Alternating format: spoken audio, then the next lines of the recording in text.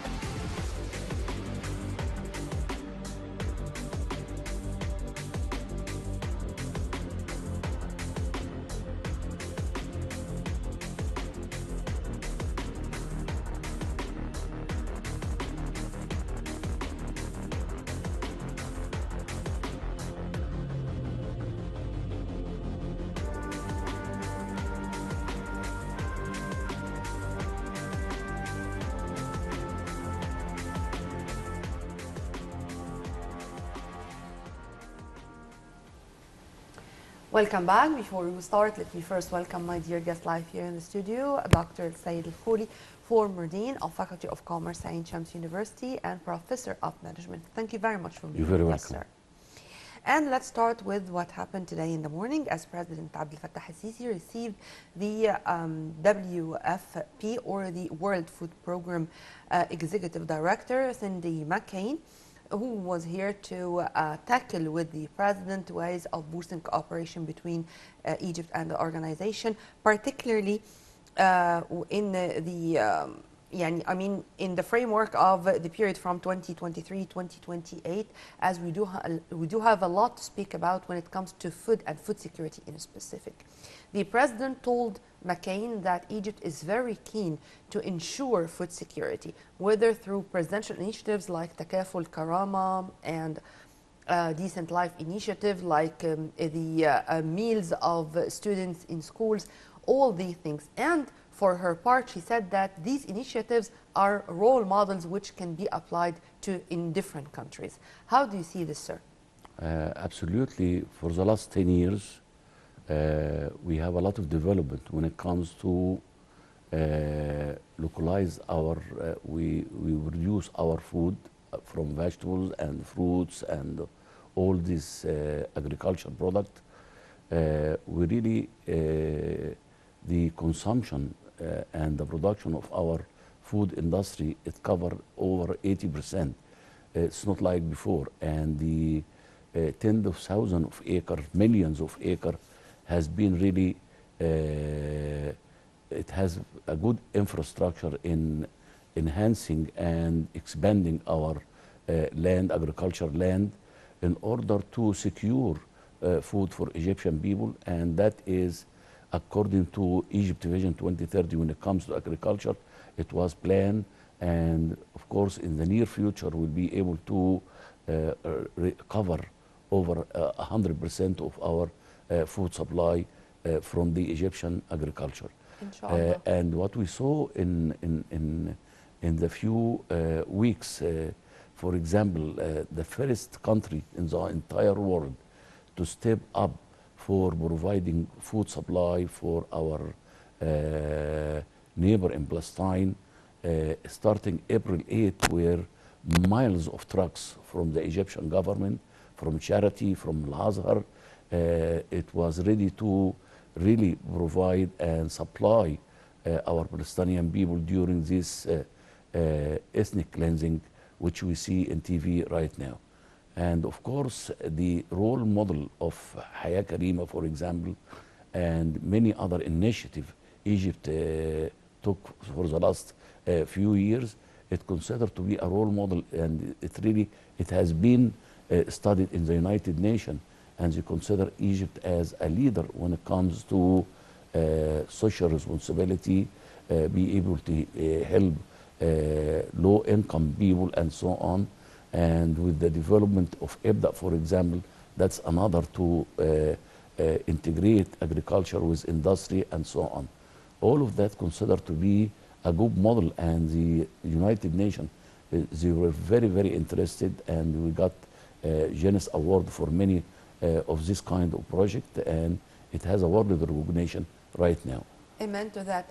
And to echo what you have just said, His Excellency Minister of Agriculture and Land Reclamation, Dr. Said Al-Qusayr, attended the meeting with McCain as they had, together with President Sisi, very fruitful discussions about how to boost cooperation between Egypt and the UN organization, and also, as you've kindly mentioned, to convey our experience, particularly with this kind of taking into consideration that agriculture should be our priority, or at least one of our economic priorities. Sir, how do you see this, what I've just said, the vertical expansion, the horizontal expansion, the new irrigation systems? I mean, we are trying to apply the most modern techniques to benefit from all our resources, whether it's water, it's land, it's human resources, our farmers, all this. And of course, this experience is now exposed to the whole world. How do you see this? Absolutely. When you integrate science and technology in whatever we are doing in agriculture, for example, it is not the traditional way of agriculture. Now we have the state-of-the-art, the new techniques. For example, the irrigation system, for example, the water supply, and minimizing the waste of our agriculture waste. It really helped us to lining the canals, using, as we mentioned together, the new irrigation systems. But in addition to all of this, based on science, you said a very important word, based on science. The seeds suitable for this particular type of soil, for example, the crops which should be planted in a specific season of the year. It's not haphazardly. Absolutely. There is a good portion of agriculture ministry and the irrigation and water resource and the irrigation. They have a very good research center where they have very highly professional people working in these two entities, whether it's agriculture ministry or water supply and irrigation ministry. They have the state-of-the-art, the new technologies, the new knowledge when it comes to agriculture and so on. And that's what we saw it in the last few years, with millions of acres has been developed in the desert, and the production rate is very high. And let me tell you one thing. During the corona virus epidemic, most of the whole world country suffered from food supply. except Egypt. We didn't really have any shortage in our agriculture product, and we'll be able to even export our excess used to export it to other country. Yeah. And we didn't really see any deficit in many agriculture product during COVID-19, during the Russian war with Ukraine and so on. And all of that, it affect the supply for agriculture. Egypt didn't really face that And now during the that president period of time. himself is following the strategy or the state's strategy to decrease the prices of basic goods. Of course, there are unfortunate economic crises all over the world. And as you've kindly mentioned, COVID-19 was a first crisis, then the Russian-Ukrainian war, and now the war in Gaza. Well, President Sisi, as usual, whenever there is an opportunity and a guest, high-profile guest like Cindy McCain, the president stressed Egypt's deep concern over the deteriorating humanitarian conditions in Gaza Strip, presented the intensive, constant efforts made by Egypt to ensure the entry of as much aid as possible to meet the needs of Palestinians. We are trying all the time to include the international community into the crisis, to let them shoulder this responsibility for us, with us, or at least to show them what we are doing on the ground. True? That is in one word, that's Egypt.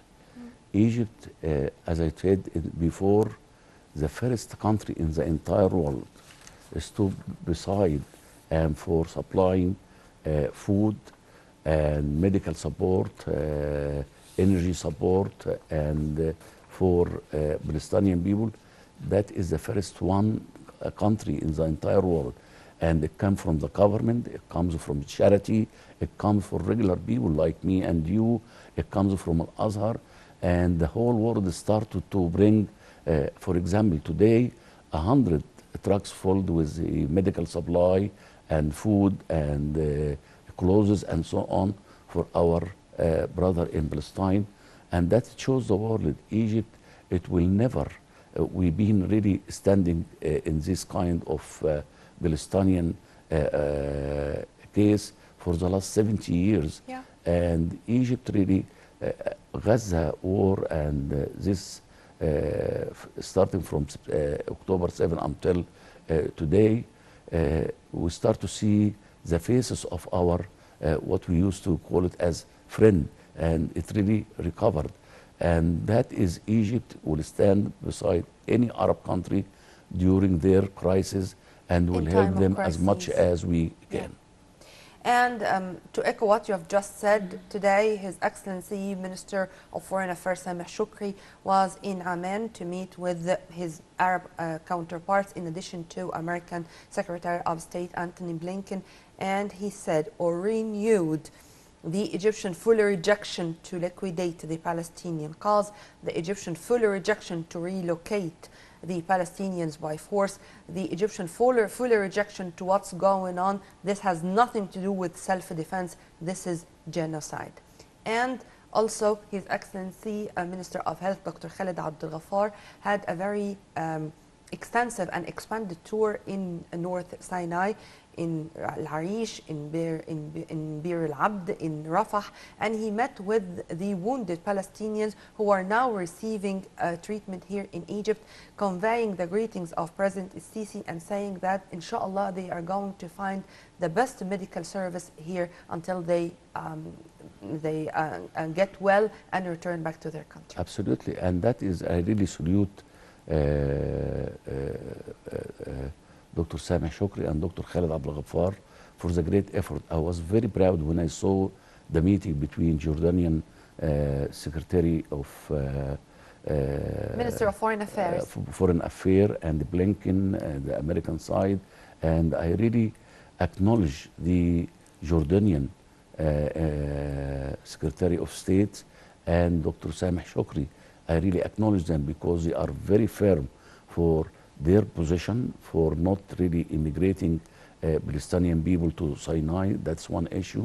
They focus on stopping the war immediately without any condition, and that is a firm position. And if you took a look for the Blinken side, where he have always say it, Israel have the right to defend itself, and so on. And that is the Egyptian position. And when it comes to medical support, the Minister of Health, Dr. Khalid Abdel Ghaffar, he went by, he's been there for the last 40 days and really making sure we can really accommodate the wounded people from Gaza and help them, and operation room, and all the medical supply to provide for our Palestinian people. Yeah, and even he had dialogue with some of the wounded, and he said even those who are going to be in need for artificial limbs, they are going to have it here. And he had given his instructions and directives to all the medical staff to deal psychologically with the wounded, and to make sure that, inshallah, all their needs are going to be fulfilled here in Egypt. I hope so, because what we see, all the Egyptian people really have a very emotional situation right now.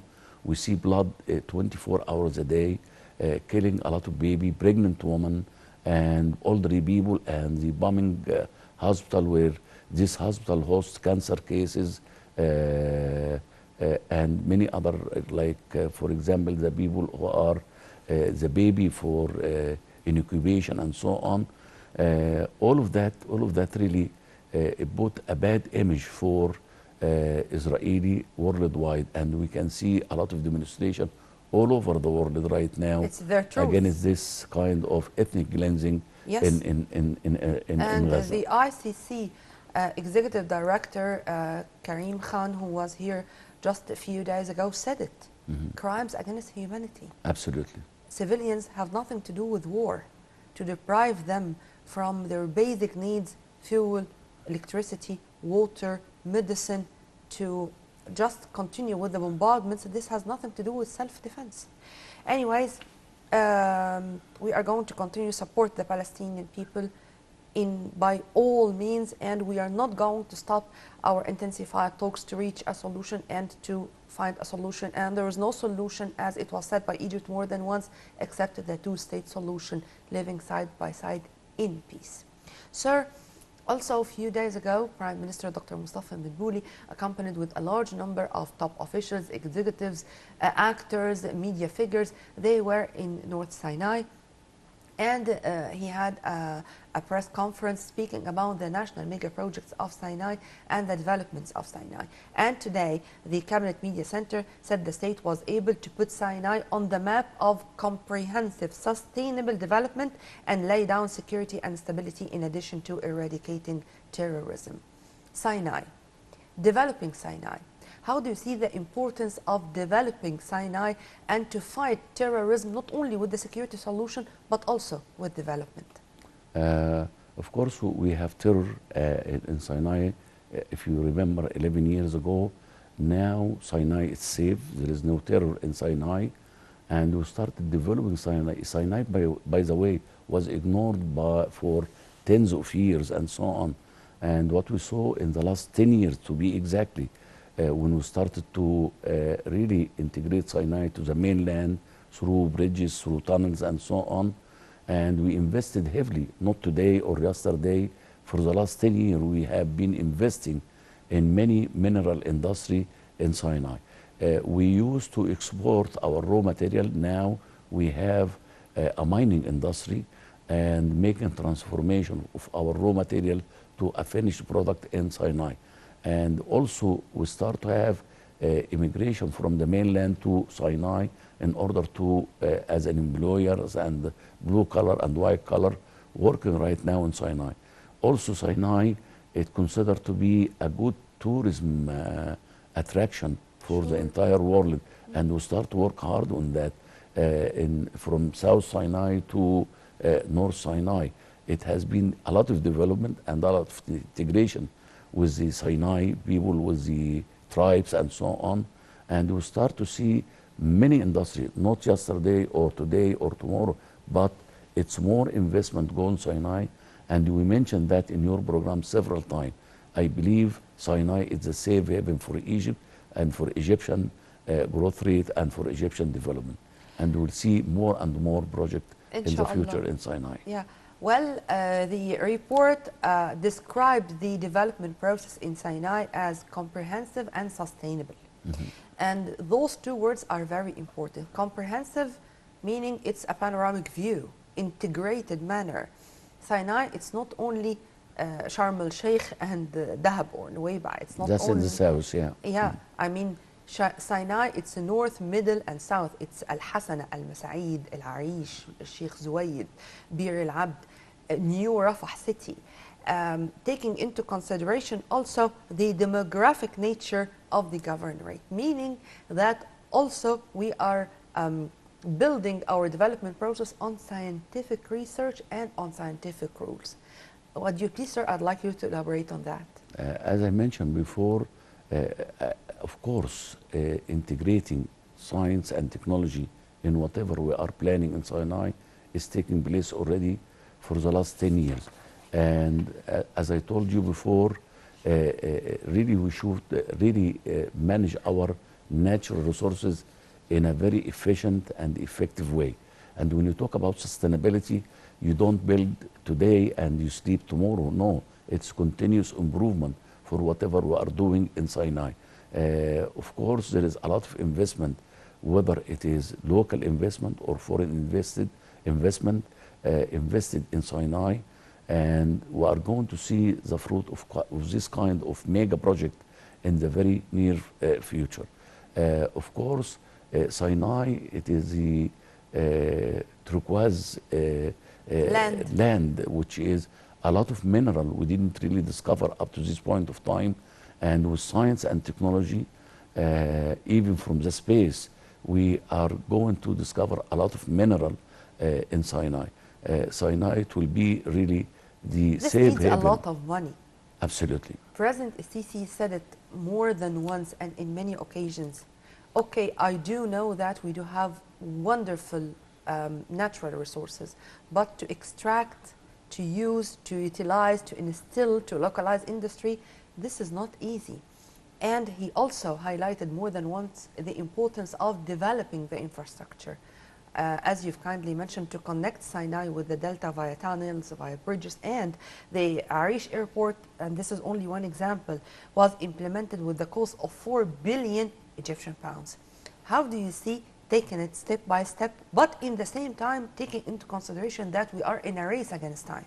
Of course, this idea, it is very, very feasible, and that is through in order to talk about sustainability and the comprehensive, we have to build a strategic alliance for people who have technology. We can integrate us with them to have joint project, and we really have a lot of joint venture, a lot of strategic alliance. It's already in place in Sinai.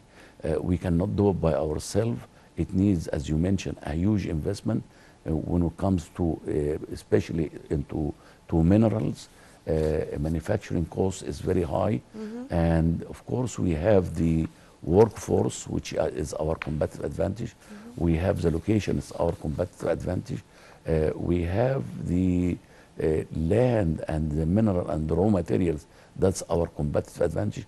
All we need is a partner or a strategic alliance, and of course the Chinese and Russian, they invested heavily in this mega project and so on, and many other countries at the same time. And I'm going to repeat that there are no competitions among very big powers, namely Russia and China, who is going to start or to activate first the biggest part of their industrial zones in the new Suez Canal economic zone.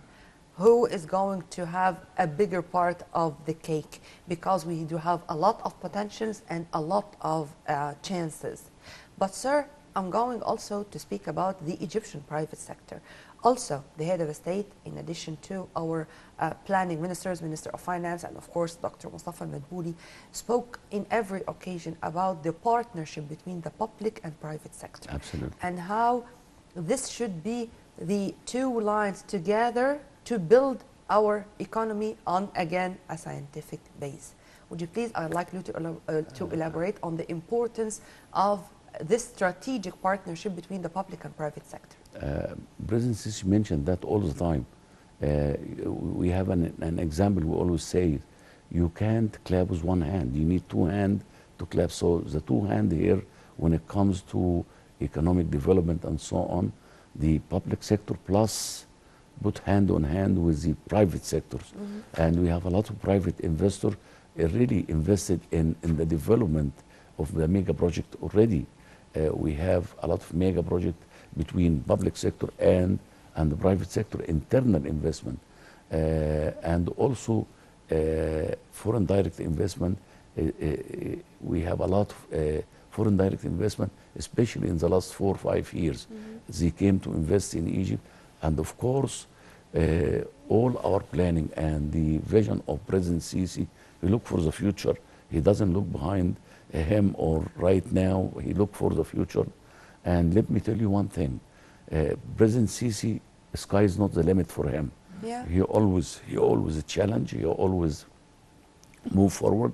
And when the entire world around us saw our development in going in the expanding our growth rate, expanding our project and so on, the whole thing changed.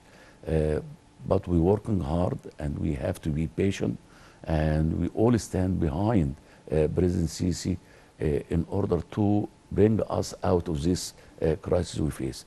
Remember, the external environment in Egypt is very threatening right now. We have instability in Sudan, we have instability in Libya, and now in the other border we have instability.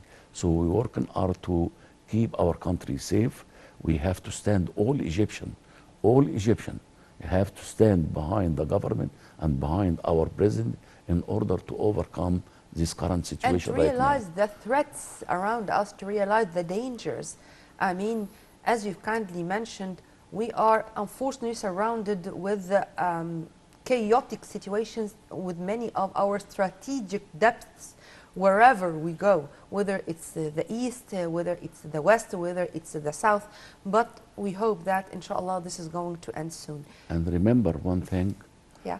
Before October 7, the Egyptian public were talking about, most of the media, they were talking about the inflation, talking about the onion price or the tomato price. We are not talking about that. We are talking about the safety and security and protecting our entity.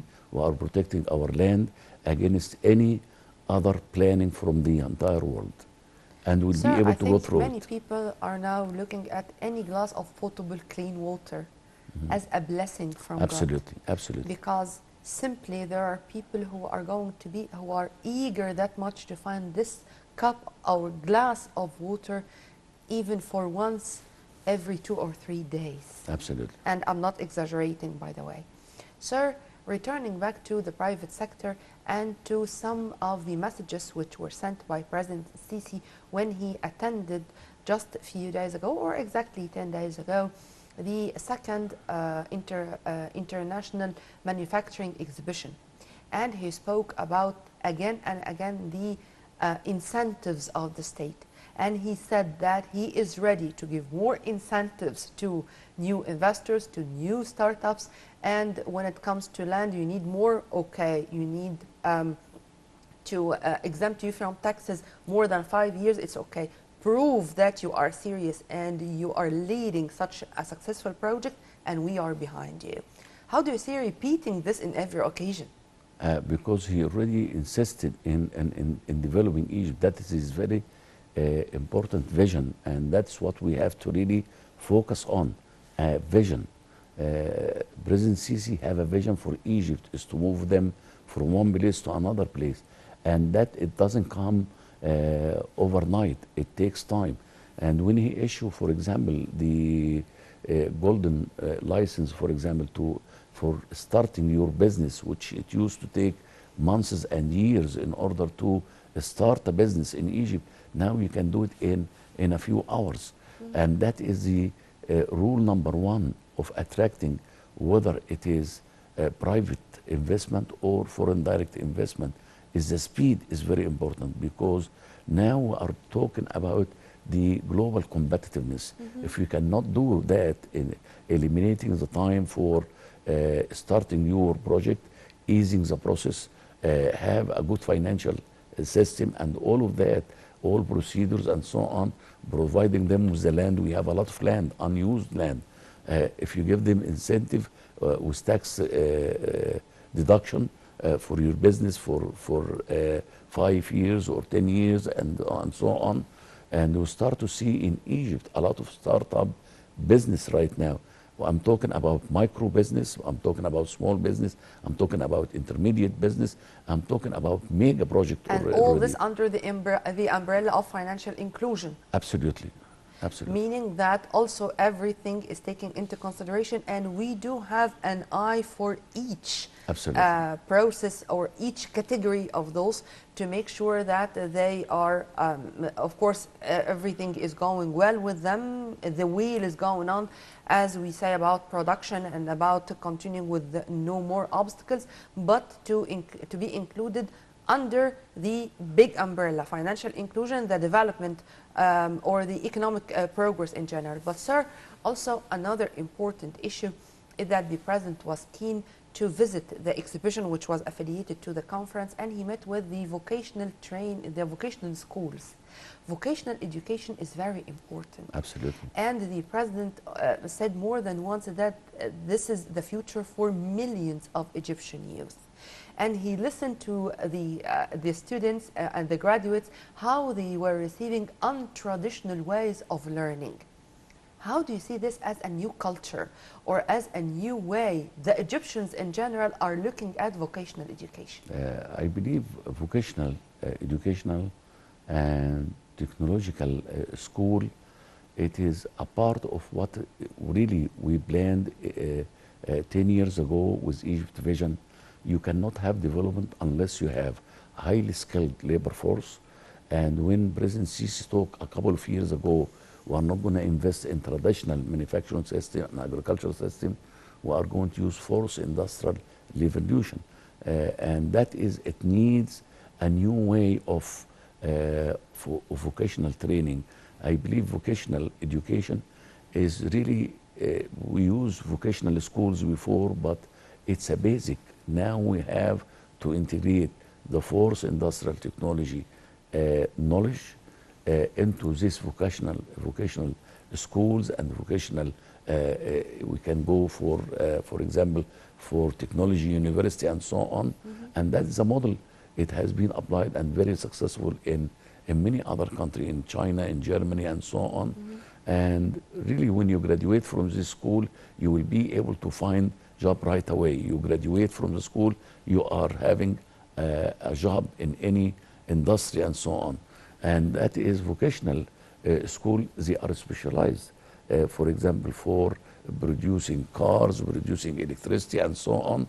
And when you have this kind of variety with a high level of education, a high level of research involved in that, and the training on the fourth industrial revolution techniques and methodology, this will enable us to have a highly qualified workforce.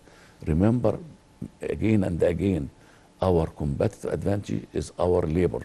Our human resources, our people. And we are investing heavily in these people. In our youth. It's a capital investment, Amen a human to that. investment. And to have both ways, I mean, for example, wood manufacturing, to find those graduates to work in Damietta Furniture City, Absolutely. for example. Leather manufacturing Rubeiki, yes. in Rubeiki. Yeah. And in the same time to take this into account, that new fields are part and parcel of our economic progress. I mean, we are going also to speak about renewable energy, about green hydrogen, about green economy in general, about solar energy, wind energy, clean energy. Think out of the box is also now a main issue. And I think now our youth realize that, if you agree with me. Absolutely. That is the vision. The vision is waste-free environment, using science and technology in the way we teach our kids and so on. really, most of the people are responsible for planning and the new project. They think out of the box, not inside the box. We start to think as an institution, not as an individual, and that is really going to be, for example, when President Sisi initiated the Academy for Training and Development, for example, a few years ago, it really enhanced people to think about how to lead the future. President Sisi by himself, he will not do it, the government, but we all together, we should put hand on hand in order to make Egypt as a highly developed country in the future.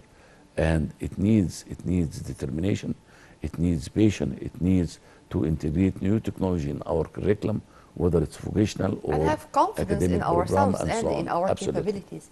Also today, Minister of Finance Dr. Mohammed Maid asserted that the Egyptian economy is still capable of providing foreign finance needs, as you've kindly said, sir, in a move which reflects sufficient flexibility it has in defiance of domestic and foreign challenges amid geopolitical tensions and serious pressures on budgets of different countries worldwide. In a press release, Maid said Egypt can obtain about $5 billion annually from multilateral development banks under soft conditions. If you want to elaborate on this or comment on that, because unfortunately you would find with what's going on around us, some international economic organizations to downgrade our rate to be with a stable look, but to B minus. Also, Dr. Mohammed Maid said it more than once. When you are about to evaluate any economy, consider the circumstances around it, particularly when it is a developing country. If you want to elaborate on that too. For example, who's number one in the entire world right now? USA.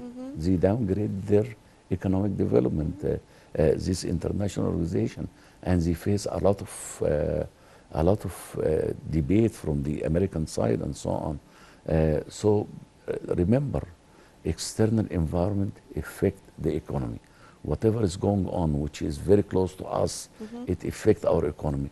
But I believe there is an opportunity for Egyptian companies to produce and localize their kind of products instead of depending on this trademark and so on, which most of the people boycott.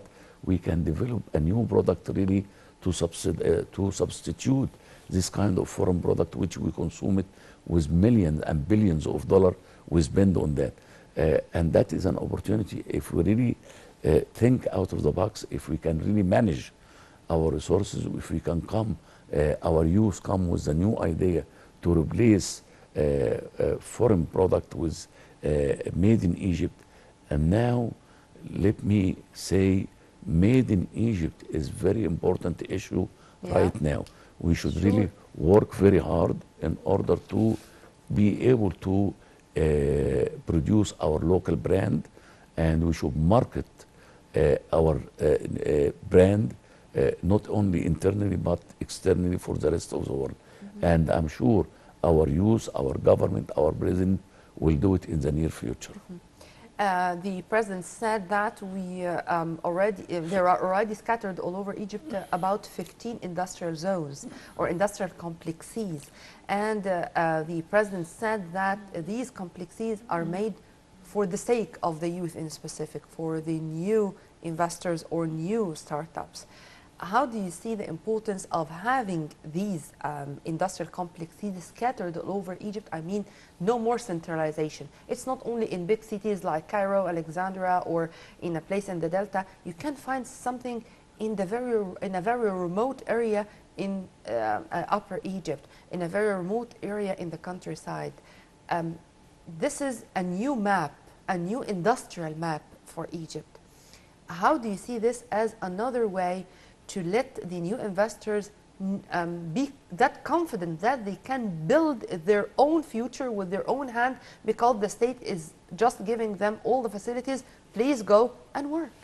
That is, it is planning also, and that is included in Egypt Vision 2030, is to let every governor, every state in Egypt to develop what is their investment priority, what is what According each to their needs. according to their needs and according to their resources at the same time. And the government stand behind that, very, very supportive for this kind. Of course, with the different university and on all different government in Egypt, this complex or this industrial zone, it is not only Medinat Nasr industrial zone or Port Said industrial zone. No, it's all over Egypt right now. And we helping people in order not to produce for local consumption, but for international consumption. You mentioned, for example, Dumyat city. It really satisfies the local need and export a lot of product abroad to Europe, for example. Rubeki is the same example, and the black sand manufactured in Sharm and Kafr Sheikh and so on. And all of this mega project really paid. But remember, industrial cycle, it doesn't take a day or two or a month or two. The manufacturing cycle, it takes from 3 to 5 years 3 to 5 until years. you see the fruit of this investment. And what we have to do is to be patient and wait and see what this kind of mega project will provide for the Egyptian citizen in the future. Inshallah. Dr. Said, thank you very much for your input. As You're very usual, welcome. I really enjoy our discussion, and inshallah we are going to be meeting again in more episodes. Keep hope alive.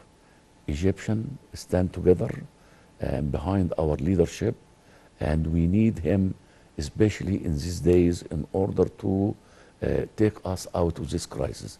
And keep your finger crossed. The whole world is in need of us. Absolutely. If you count how many phone calls the presidents received, how many visitors they came here to consult Egypt, we will know how much we are that important and how much Egypt is a leading country. It's a major player, yeah. Amen.